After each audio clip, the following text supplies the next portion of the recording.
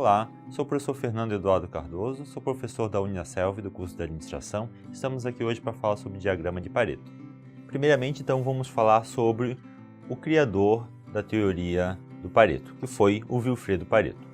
Vilfredo Pareto nasceu em 1848 em Paris e faleceu em 1923 em Genebra. Formado em engenharia, trabalhou como engenheiro ferroviário e diretor-geral da Estrada de Ferro na Itália. Ficou famoso como sociólogo e economista, graças às suas pesquisas. Então, Vilfredo Pareto fez ótimas pesquisas tanto na área social como na área econômica, e uma de suas principais pesquisas foi o diagrama de Pareto, que é isso que a gente vai ver no curso de hoje. Surgimento do diagrama de Pareto. No ano de 1897, Vilfredo Pareto realizou um estudo sobre a renda. Observou que a distribuição da renda ocorria de forma desigual. Aproximadamente 20% da população detinha 80% da riqueza. Estudos posteriores aplicaram o princípio de Pareto em outras áreas e identificaram que a mesma relação 80-20 estava presente. Então, o estudo do Vilfredo Pareto, ele realizou primeiramente um estudo lá na vila onde ele morava. Nos estudos dele, ele identificou que na vila onde ele estava, cerca de 80% da renda da população estava na mão da minoria, de aproximadamente uns 20%. Depois, essa pesquisa foi aplicada em outras vilas e a proporção 80-20 se manteve. Observou-se que também nas outras vilas, aproximadamente 80% da renda estava nas mãos concentradas em apenas 20% da população. Com o passar dos anos, essa teoria 80-20 foi aplicada em outras áreas, na área de gestão principalmente, na área de qualidade e na área estratégica. Na área organizacional, por exemplo, essa teoria, essa relação 80-20, ou diagrama de Pareto, ele é utilizado como, por exemplo, analisando o faturamento e o número de clientes. A gente observa nas organizações que cerca de 80% de todo o faturamento da empresa está concentrado em apenas 20% do cliente.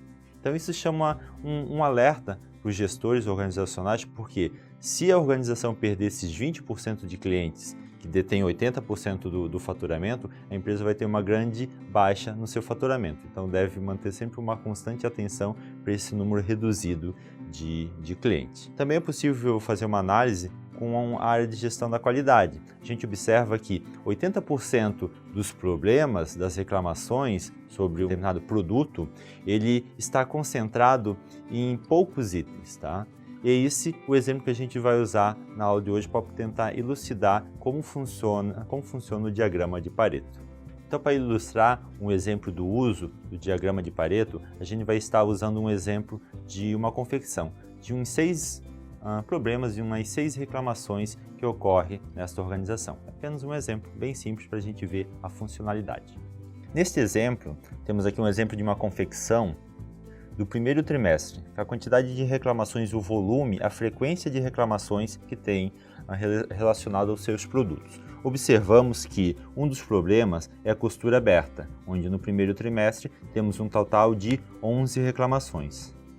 Um segundo problema são os furos nos produtos, que temos ali 71 reclamações. Manchas nos representa 32 reclamações, modelagem 7 e pedidos errados 6 reclamações, e atraso na entrega temos 5 reclamações. Então temos aqui o nosso exemplo com 6 reclamações constantes dos clientes, e para a realização do diagrama de Pareto nesse modelo aqui, a primeira coisa a ser realizado é fazer um gráfico de barras sobre esses dados aqui, deixando os dados ordenados em ordem decrescente, de forma que o item, o problema com a maior frequência vai aparecer primeiro.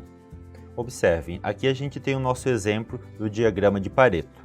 Já fizemos o nosso gráfico em barras, colocamos os dados percentuais, onde a gente consegue analisar aqui, visualmente a gente consegue ver que o item com a maior coluna, que é o nosso item lá dos furos, tivemos 71 reclamações relacionadas ao furo, ele me representa 54% de todas as minhas reclamações.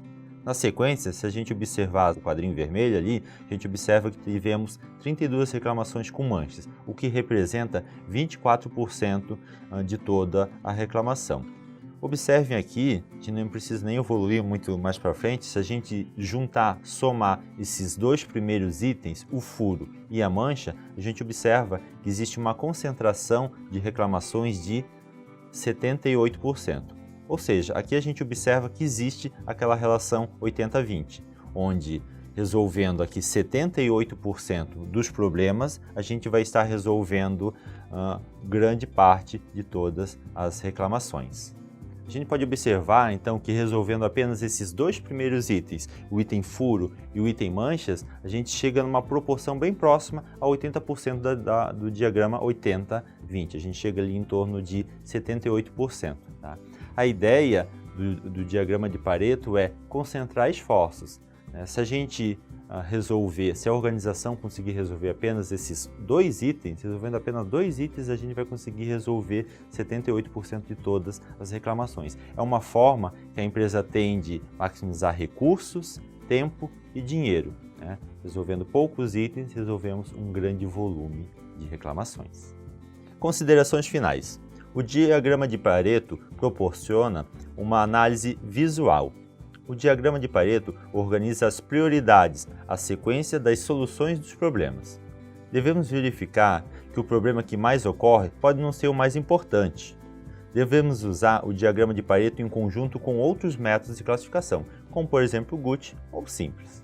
Observe que o diagrama de Pareto proporciona uma análise visual, que facilita a análise, o controle, a gestão da administração. A gente deve observar, quando a gente faz a análise do diagrama de Pareto, ele faz uma ordem de prioridade, levando em consideração apenas a frequência. E a gente deve lembrar que, às vezes, o item com maior frequência, o problema que aparece com maior frequência, não necessariamente é o mais prioritário, não necessariamente ele é o que está dando maior prejuízo para a empresa, não necessariamente é o que lhe apresenta o maior risco.